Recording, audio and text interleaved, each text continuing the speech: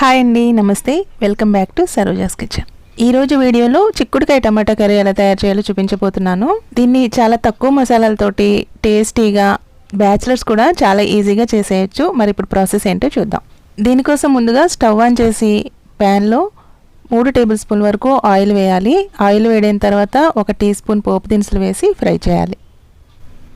ఈ పోపు మొత్తం బాగా ఫ్రై అయిపోయిన తర్వాత కట్ చేసిన 2 మీడియం సైజు ఉల్లిపాయ ముక్కలు, పొడవుగా కట్ చేసిన 2 పచ్చిమిరపకాయ ముక్కలు వేసి వీటిని ఫ్రై చేయాలి.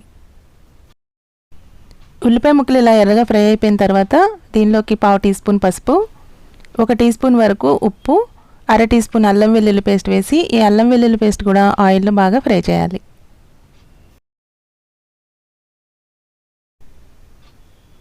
ఇవన్నీ బాగా ఫ్రై అయిపోయిన తర్వాత 3 మీడియం సైజ్ టమాటాలు తీసుకుని ఇలా చిన్న ముక్కలుగా కట్ చేసి వేసుకోవాలి.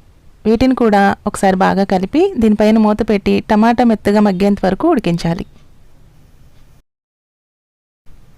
చూడండి, టమాటా ఇలా మెత్తగా ఉడికిన తర్వాత ఇప్పుడు దీనిలోకి 1/2 కేజీ చిక్కుడుకాయల్ని ఇలా చిన్న చిన్న ముక్కలుగా కట్ చేసి శుభ్రంగా కడిగి వేసుకోవాలి. చిక్కుడుకాయ ముక్కలు వేసిన తర్వాత ఇలా ఒకసారి బాగా కలిపి దీనిపైన మూత పెట్టి కొద్దిసేపు వీటిని కూడా మగ్గనివ్వాలి.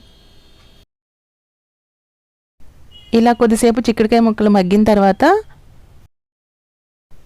దీనిలోకి మనం తినే కారాన్ని బట్టి 1 టీ స్పూన్ కారం, 1/2 టీ స్పూన్ ధనియాల పొడి వేసి ఒకసారి బాగా కలుపుకోవాలి. ఇలా మొత్తం కలిపిన తర్వాత దీనిలోకి వాటర్ని పోసుకోవాలి. నేను ఇక్కడ 200 ml వరకు వాటర్ పోస్తున్నాను. ఇలా వాటర్ వేసిన తర్వాత ఒకసారి బాగా కలిపి మూత పెట్టి కర్రీ దగ్గర పడేంత వరకు ఉడికించాలి. మధ్య మధ్యలో మూత తీసి చూస్తూ కలుపుతూ ఉడికించాలి. చూడండి, కర్రీ ఈ విధంగా దగ్గర పడిన తర్వాత టేస్ట్ చూసుకుని సాల్ట్ సరిపోయిందో లేదో చెక్ చేసుకుని కొద్దిగా ఉప్పు, చివరిగా కొద్దిగా కొత్తిమీరని వేసేసుకుని ఒకసారి బాగా కలుపుకుంటే టేస్టీ చిక్కుడుకాయ టమాటా కర్రీ రెడీ. ఇంకా స్పైసీగా కావాలంటే కొంచెం గరం మసాలా వేసుకోండి, టేస్ట్ ఇంకా బాగుంటుంది. ఈ కర్రీ రైస్లోకి, చపాతీలోకి దేంతోనైనా చాలా టేస్టీగా ఉంటుంది. మరి ఈ వీడియో మీకు నచ్చితే లైక్ చేయండి, తర్వాత మీ ఫ్రెండ్స్కి, ఫ్యామిలీ మెంబర్స్కి షేర్ చేయండి. అలాగే కొత్తగా మా ఛానల్ చూస్తున్నట్లయితే సబ్స్క్రైబ్ చేసుకోండి. Thank you.